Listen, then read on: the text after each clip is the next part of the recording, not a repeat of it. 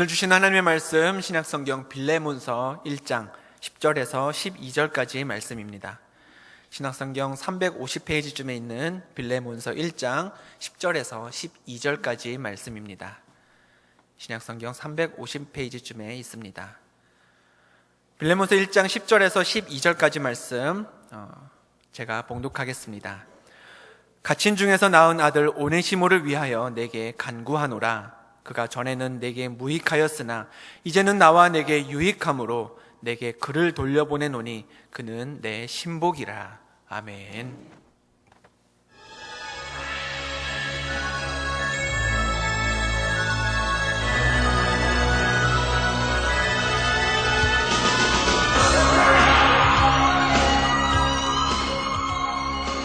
시청자 여러분, 안녕하십니까? 얼마 전 저희 그것이 알고 싶다 취재진 앞으로 의문의 문서가 하나 배달되었습니다. 문서의 제목은 이랬습니다. 수요 예배 9월, 10월 설교 계획표. 저희 취재진은 배달된 문서를 꼼꼼히 살펴보기 시작했습니다. 그 결과 문서 가장 밑부분 10월 30일이라고 표기된 곳에 볼펜으로 안원섭이라는 이름 석자가 뚜렷하게 기록되어 있음을 확인할 수 있었습니다. 더불어 저희는 추가적인 사항들을 발견했습니다. 바로 10월 30일의 본문은 빌레몬서 1장 10절에서 12절이며 설교의 주제는 골로새 오네시모라는 사실이었습니다. 여기서 우리는 의문을 제기할 수밖에 없었습니다. 도대체 오네시모가 누구란 말인가? 밤샘 추적과 잠복 근무를 감행했던 우리는 오네시모라는 인물에 대해 약간의 실마리를 건질 수 있었습니다. 그는 바울 시대에 생존했던 인물로 성경에 딱 두 곳, 딱 두 절의 이름이 등장하는 사람이었습니다. 그렇다면 우리는 여기서 또 하나의 의문을 갖게 됩니다. 성경에 달랑 두 번 이름이 언급될 뿐인 이 오네시모라는 사람에 대해 우리가 왜 설교를 들어야 한단 말인가?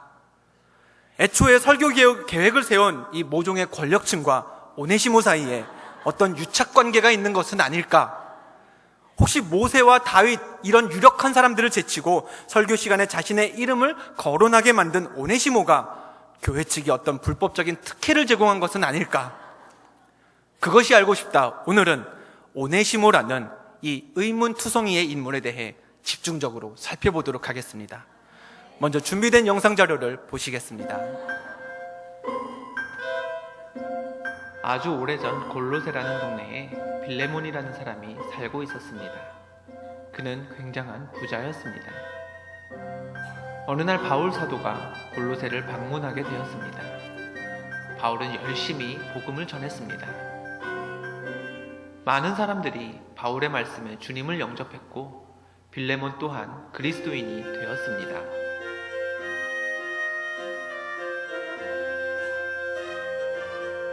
빌레몬에게는 오네시모라고 하는 종이 있었습니다. 오네시모 역시 복음에 대해 들었지만 처음에 그는 예수 그리스도를 받아들이지 않았습니다. 얼마 후 바울은 전도 여행을 계속하기 위해 골로새를 떠나야 했습니다. 머지않아 바울은 복음을 전하다 감옥에 갇히게 되었고 그런 바울을 돕기 위해 빌레몬은 오네시모를 바울에게 보냈습니다.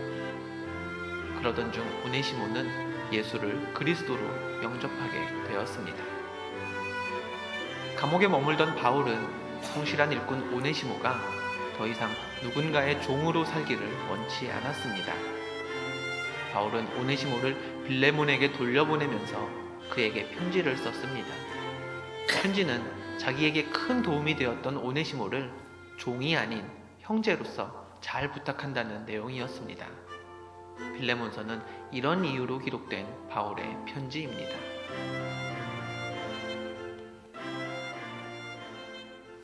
할렐루야.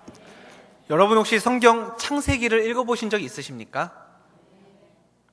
그럼 사도행전은 읽어보셨나요? 예. 빌레몬서 읽어보신 분 혹시 계십니까?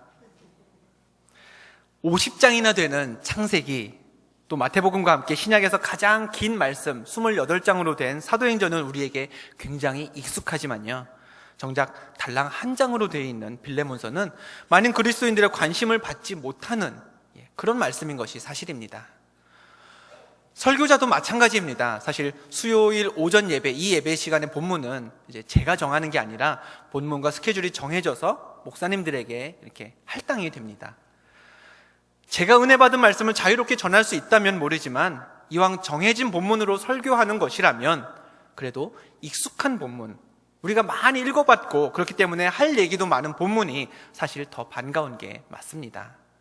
그런데 오늘 저에게 주어진 본문은 빌레몬서였고, 게다가 빌레몬서에서 언급되고 있는 오네시모라고 하는 사람은 말씀드렸던 대로 성경에 딱 두 군데에서밖에 언급되지 않는 사람입니다. 하지만 성경에서 얻을 수 있는 오네시모에 대한 많지 않은 이 힌트들 중에서 제가 오네시모를 소재로 말씀을 전해야 하는 이유가 무엇인지, 그리고 우리가 왜 오늘 오네시모라는 사람을 중요하게 생각해야 하는지 열심히 묵상하고 또 공부하면서 말씀을 준비했습니다. 말하기는 말씀을 준비하는 동안 제게 지혜 주신 성령님께서 이 시간 여러분의 마음에도 임하셔서 오네시모처럼 우리 모두가 하나님의 유익한 사람으로 쓰임받기를 바랍니다. 신약 성경의 배경이 되는 서기 1세기의 로마 제국은 노예제도를 기반으로 형성된 사회였습니다. 당시에는 경제적인 필요 때문에, 즉 자기의 자유를 포기하고 경제적인 유익을 얻기 위해서 자원해서 노예가 되는 사람들이 간혹 있었습니다. 반면에 원하지 않았지만 강제적으로 노예라는 신분을 부여받는 사람들도 있었습니다. 오네시모는 골로새 지역의 유력한 부자였던 빌레몬이라는 사람의 종, 다시 말해 노예였던 사람입니다. 오네시모와 빌레몬이 살던 동네였던 그 골로새라는 곳은 바울의 동역자였던 에바브라라는 사람에 의해 세워진 골로새 교회가 있던 곳이었죠. 하지만 성경의 여러 정황들을 살펴보면 바울이 직접 골로새 교회를 방문했던 적은 없었던 것으로 추정됩니다. 오네시모는 주인의 허락이 없으면 어디 멀리 가기도 힘든 그런 종이었습니다. 게다가 바울도 골로새를 가본 적이 없었고요. 그렇다면 이상한 점이 있습니다. 오늘 본문 말씀을 보면 바울과 오네시모의 관계가 굉장히 가까웠던 것처럼 느껴지는데, 바울은 골로새에 와본 적도, 오네시모가 사는 골로새에 와본 적도 없고, 또 오네시모는 마음대로 골로새 밖을 갈 수도 없는 사람이고, 그렇다면 바울과 오네시모 이 두 사람은 어떤 연유로 만나게 되어서 어떻게 교제를 시작하게 되었을까요? 예전에 대구에서 이런 사건이 있었습니다. 특별한 직업이 없던 조 모 씨가 밤 12시 20분쯤 영업이 끝난 한 식당에 들어가서 공깃밥과 요구르트를 훔쳐 먹었습니다. 조 씨는 이전에도 수차례 여러 식당들에서 밥을 훔쳐 먹은 과거가 있었죠. 그런데 희한한 것은 이 조 씨라는 사람이 누군가의 신고로 경찰에 잡힌 것이 아니라는 점입니다. 그는 직접 경찰서를 찾아갔습니다. 그리고 내가 언제는 이런 나쁜 일을 했고요, 또 언제는 내가 이런 도둑질을 했습니다 라는 그 자신의 범죄를 경찰에 시키지도 않았는데 모두 다 자백했습니다. 그의 요점은 이것이었습니다. 그러니까 제발 나를 감옥에 좀 넣어주십시오. 조 씨는 사실 공장에서 10년 넘게 성실하게 일했던 그런 근로자였습니다. 착실히 저축도 하면서 살았지만 보증을 잘못 서주었다가 한순간에 전 재산을 탕진하고 말았습니다. 노숙자 생활을 시작한 조 씨는 자포자기 상태에서 허기진 배를 채우기 위해 영업이 끝난 식당들을 돌아다니며 도둑질을 시작했고, 결국에는 감옥 생활이 바깥 생활보다 낫겠다라는 생각에 경찰에 자수를 했던 것입니다. 그런데 조 씨의 범죄 정도가 심각하지 않다고 판단한 경찰은 조 씨를 불구속 입건 처리하려고 했습니다. 그러자 조 씨가 오히려 자기를 제발 구속해서 교도소에 좀 보내달라고 그렇게 애원하는 진풍경이 벌어졌던 것입니다. 인권을 보호하는 게 무엇보다 중요해진 요즘에는요, 감옥에 갇혀 있어도 기본적인 의식주를 해결하는 데에는 별 문제가 없는 것으로 알려져 있습니다. 하지만 로마 시대에는, 바울 시대에는 그렇지 않았습니다. 로마가 고대 근동 지역을 다스리던 그 1세기에는 감옥에 갇힌 사람들이 굶주림, 영양실조, 질병 등으로 죽거나 다치는 일이 굉장히 빈번했습니다. 때문에 감옥에 갇혀있는 사람들은 음식과 생필품을 가져다 줄 친구나 혹은 가족들의 누군가의 도움을 받아야만 했습니다. 바울 역시 감옥에 갇혀있는 동안 에바브로디도 혹은 에바브라, 이런 각 교회에서 보내준 여러 사람들의 도움을 받아서 생활할 수 있었습니다. 골로새에 살던 빌레몬이라는 부자 역시 바울을 돕기 위한 목적으로 자신의 종이었던 오네시모를 바울에게 보냈습니다. 바울과 오네시모의 만남은 그렇게 감옥에서부터 시작되었던 것이죠. 오늘 본문 말씀을 보면 그런 어려움 가운데 감옥이라는 쉽지 않은 장소에서 교제를 시작하게 된 오네시모와 바울이 오네시모를 가리켜서 이런 표현을 남겼습니다. 갇힌 중에서 낳은 아들 오네시모를 위하여 내게 간구하노라. 바울이 감옥에 있는 동안 내가 오네시모를 낳았다라고 성경 말씀에 그렇게 표현을 했지만 생물학적으로 남성인 바울이 오네시모라는 아들을 낳았을 리는 없습니다. 좀 더 쉽게 번역된 다른 성경을 보면 같은 말씀이 이렇게 번역이 되어 있습니다. 감옥에 갇혀 있는 동안 나는 믿음의 아들 오네시모를 얻었습니다. 추측컨대 오네시모는 감옥에서 바울을 만나기 전에는 예수 그리스도를 몰랐지만 바울과의 교제를 통해 새롭게 그리스도인이 되었을 겁니다. 거꾸로 바울의 입장에서 생각해 보면 어떨까요? 감옥은 아시는 대로 자유가 없는 곳입니다. 하루 종일 정해진 공간 안에만 머물러 있어야 합니다. 허락된 공간 이상을 벗어날 수가 없죠. 만날 수 있는 사람에도 한계가 있습니다. 그렇지만 바울은 감옥에 갇혀 있다는 그 절망적인 상황에서도 또 만날 수 있는 사람의 제약이 있고 갈 수 있는 장소가 제한되어 있는 그 악조건 속에서도 믿음의 자녀를 낳는 일, 즉 한 사람에게라도 더 복음 전하는 그 사명을 게을리하지 않았던 것입니다. 한번 생각해 보겠습니다. 교회의 사명이 무엇일까요? 교회의 사명은 생명을 살리는 것입니다. 성도의 사명은 죽어가는 영혼을 살리는 일입니다.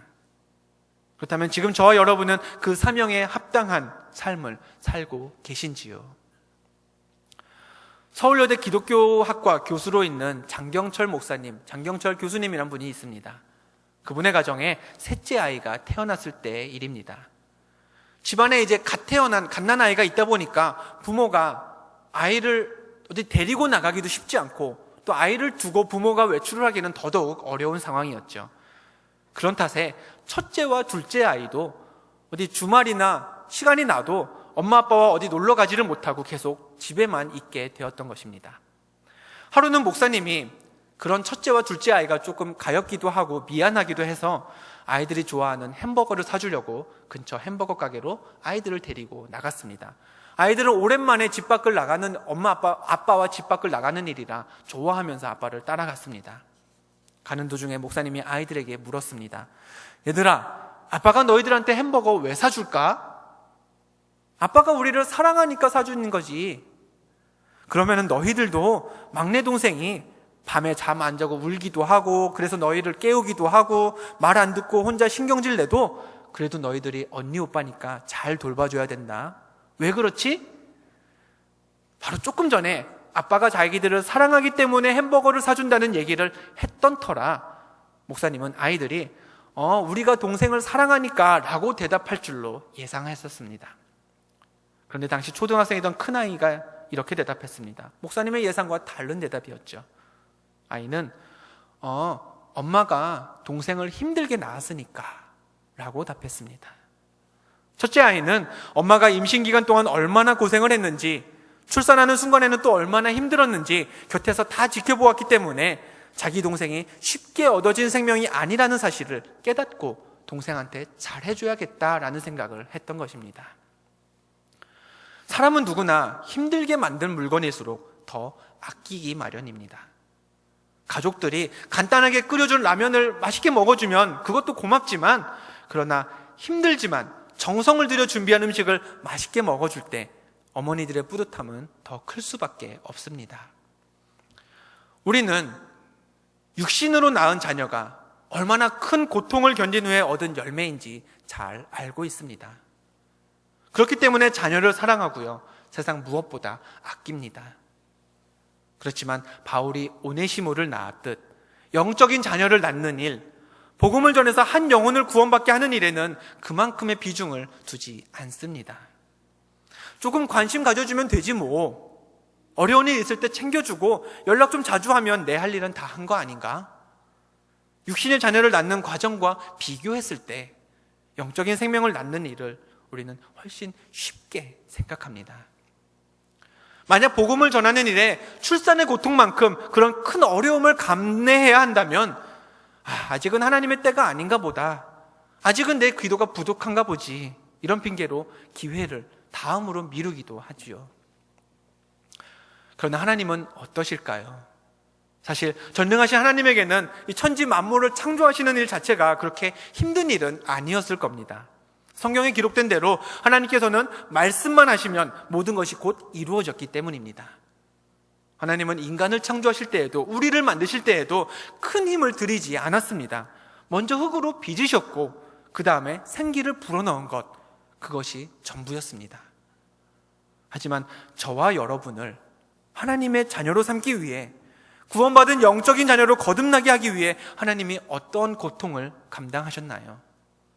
하나님은 아들 예수 그리스도를 세상에 보내셨고 그 아들이 십자가에 못 박히는 그 고통을 견디셔야 했습니다. 육신의 생명을 낳는 일, 물론 힘들고 고통스럽습니다. 그러나 영혼을 살리는 일에는 그보다 더 큰 어려움과 힘든 과정이 뒤따르기도 합니다. 그렇기 때문에 그 일은 값진 일이고, 그렇기 때문에 그 길은 하나님께 칭찬받는 길인 것입니다. 사막을 여행하는 두 여행자가 있었습니다. 두 사람은 여행 중 숱한 위기를 겪었지만 슬기롭게 문제들을 하나하나 해결하면서 무사히 큰 사막을 건너갔습니다. 후에 사막을 건너간 것으로, 정복한 것으로 유명해진 이 두 사람은 부와 명성을 얻게 되었고 자신들의 여행을 기념하면서 세상에 무엇인가를 남겨두고 싶었습니다. 한 사람은 사막 한가운데에 기념비를 세웠습니다. 다른 한 사람은 사막 한 곳에 우물을 팠습니다. 세월이 한참 지난 후 두 사람은 옛 추억을 회상하면서 다시 사막을 찾았습니다. 그때 그중 한 사람이 파두었던 우물은 여러 여행자들, 유목민들에게 생명과도 같은 물을 공급하고 있었지만 다른 한 사람이 세워뒀던 기념비는 모래 속 어딘가에 파묻혀서 찾을 수가 없게 되고 말았습니다. 여러분, 하나님께서 주신 한 생명을, 한 평생을 살면서 무엇을 남기는 사람이 되고 싶으십니까? 말하기는 바울처럼 믿음의 자녀를 낳는 그런 사람이 되시기를 부탁드립니다. 영원한 생명을 전하며 생명을 살리는 일에 힘쓰시는 여러분이 되시기를 부탁드립니다. 힘들지만, 어렵지만 갇힌 중에도 믿음의 아들을 낳았던 그 바울처럼 한 영혼이라도 더 구원받게 하는 일로 내 인생에 생명의 흔적을 남길 수 있는 그런 주의 자녀가 되시기를 주님의 이름으로 부탁드립니다. 바울은 갇힌 중에서 낳은 아들 그 오네시모를 가리켜서 이렇게도 표현했습니다. 빌레몬서 1장 11절을 보시면 그가 전에는 내게 무익하였으나 이제는 나와 내게 유익함으로 라고 기록되어 있습니다. 우리나라도 그렇지만요, 이스라엘 사람들은 자녀가 태어나면 좋은 특성이나 부모가 기대하는 그 이상을 따라서 이름을 지어주는 경우가 대부분입니다. 심지어 성경에서 이스라엘 사람들은 인생의 큰 변화를 경험하게 되면 이름의 의미를 바꾸어서 다른 이름을 사용하기도 합니다. 아브람은 하나님께서 축복을 약속하시는 증표로 할례를 말씀하셨을 때에 여러 민족의 아버지라는 뜻의 새 이름 아브라함을 하나님께서 주셨습니다. 아브라함의 아내 사라는 본래 사레라는 이름으로 불렸지만 하나님께서 그녀가 아들을 낳게 될 것을 약속하실 때에 여주인이라는 뜻의 사라라는 이름을 주셨습니다. 야곱은 야복 강가에서 천사와 씨름하여 이긴 후에 하나님과 겨루어 이긴 자라는 뜻의 이름 이스라엘로 불리게 되었습니다. 오네시모의 이름에도 뜻이 있었습니다. 그의 이름의 뜻은 유익하다라는 의미입니다. 그러나 바울은 빌레몬에게 편지를 써보내면서 이렇게 기록했습니다. 11절에 기록된 대로 그가 전에는 무익하였다. 무슨 이야기인가요? 바울과 함께하기 전까지 이름은 비록 유익한 사람이었지만 마음속에 예수 그리스도와 함께하지 못했던 오네시모는 결코 유익한 사람이 되지 못했습니다. 그는 무익한 사람이었습니다. 하지만 바울을 만난 후에 그리스도 안에서 새로운 생명을 누리게 되자 오네시모는 바울에게도 그리고 빌레몬에게도 그 누구에게도 유익한 사람이 되었던 것입니다. 한 아버지가 직장 동료에게 아이들이 좋아할 만한 장난감을 하나 선물 받았습니다. 집에 돌아온 아버지는 아이들을 앉혀놓고 말했습니다. 여기 장난감이 딱 한 개가 있단다 얘들아. 이 장난감은 엄마 말을 가장 잘 듣는 사람한테 줄 거야. 우리 집에서 엄마한테 한 번도 대들지 않고 엄마가 시키는 일을 제일 잘하는 사람한테 줄 건데 누가 이 장난감을 가지면 좋을까? 아이들이 일제히 대답했습니다. 아빠가 가져야겠네요. 오네시모는 종이었습니다. 심부름을 시킴 받은 일만 하면 끝이었죠. 다른 사람의 의지대로만 살았던 그의 이전의 삶은 자신에게도 사람들에게도 무익했습니다. 하지만 예수 그리스도를 영접한 후에 그는 달라졌습니다. 오네시모는 그 이름답게 모두에게 유익한 사람이 되었던 것입니다. 어느 여름날 미국 뉴욕주에 있는 존스비치라는 그런 해변에서 미국의 심리학자인 토마스 모리아티라는 교수가 실험을 하나 진행했습니다. 해변 한복판에 일광욕을 즐기는 여성이 누워 있었습니다.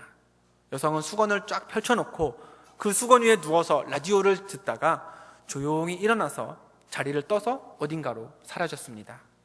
그런데 잠시 후에 한 남자가 와서 여성이 두고 간 그 수건과 라디오를 슬그머니 가져갔습니다. 모리아티 박사는 이 연출된 상황을 수십 차례 반복하면서 주인이 자리를 비운 사이에 수건과 라디오를 가져가는 남자의 행동을 얼마나 많은 사람들이 제지하는지 그것을 조사해 보았습니다. 결과는 어땠을까요? 남성의 도둑질을 제지하려고 했던 사람은 주변에 있던 사람들 중에 남성이 도둑질을 했던 횟수 중에 20%밖에 제지를 당하지 않았습니다. 며칠 후 실험 과정에 약간의 수정이 가해져서 실험이 다시 진행됐습니다. 라디오를 들으며 쉬고 있던 여성이 자리를 똑같이 비우려고 했지만 그 전에 옆 사람에게 이렇게 말한 후에 자리를 떴습니다. 죄송하지만 제 물건 좀 잠깐 봐주시겠어요?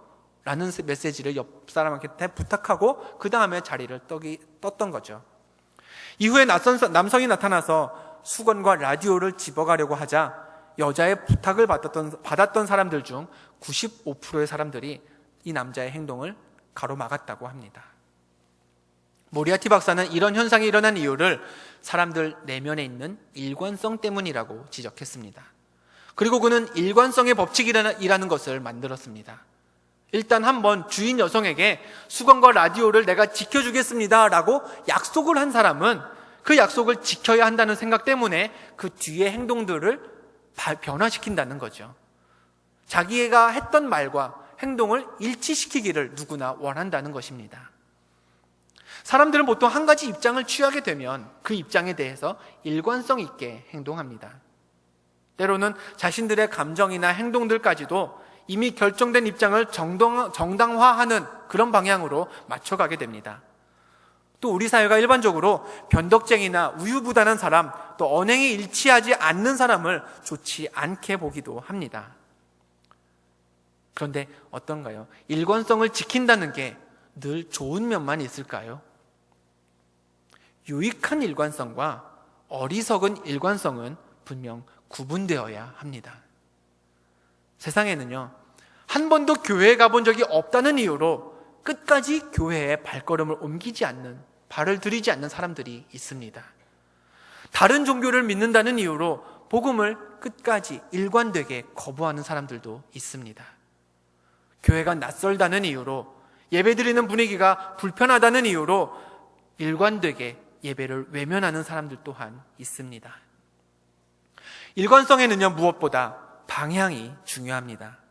옳은 방향을 향해 가고 있다면 일관성 있게 가야 하지만, 그러나 잘못된 방향으로 가고 있다면 되돌아오는 것이 중요합니다. 누구보다 바울은 어리석은 일관성을 버릴 줄 알았던 사람이었습니다. 애초에 그는 그리스도인들을 박해했던 사람이었죠. 스데반 집사의 죽음을 마땅한 일로 여기고 주도했던 그런 사람이었습니다. 그러나 그는 돌아섰습니다.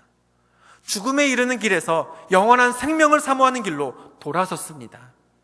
이후에 올바른 방향으로 돌아선 바울은 일관성 있게 복음을 전하는 그런 사명자의 삶을 살아갔습니다. 오네시모도 그랬습니다. 그도 달라졌습니다. 처음에 그는 종이었습니다. 심부름을 시키면 그저 시킴받은 일만 하면 끝인, 그러면 칭찬받는 그런 사람이었습니다. 자신에게도 사람들에게도 그런 이전의 오네시모는 무익한 사람이었습니다. 하지만 예수 그리스도를 영접한 후에 오네시모는 그 이름답게 모두에게 유익한 사람으로 변화될 수 있었습니다. 저와 여러분도 예수를 그리스도로 믿는다면 이전과 달라져야 할 줄로 압니다. 하나님 앞에 그리고 사람들 앞에 무익했던 삶을 버리고 유익한 자로 여겨질 수 있는 저와 여러분이 되시기를 부탁드립니다. 구원의 확신을 간직하고 일관성 있게 천국의 소망을 향해 살아가는 유익한 성도가 되어야 한다는 사실을 기억하시기 바랍니다. 이런 글이 있습니다. 돈으로 사람을 살 수는 있으나 그 사람의 마음을 살 수는 없다. 돈으로 시계는 살 수 있으나 흐르는 시간은 살 수 없다. 돈으로 얼마든지 좋은 책은 살 수 있어도 결코 삶의 지혜는 살 수 없다. 돈으로 쾌락은 살 수 있으나 진정한 기쁨은 살 수가 없다. 돈으로 피는 살 수 있어도 영원한 생명은 살 수 없다.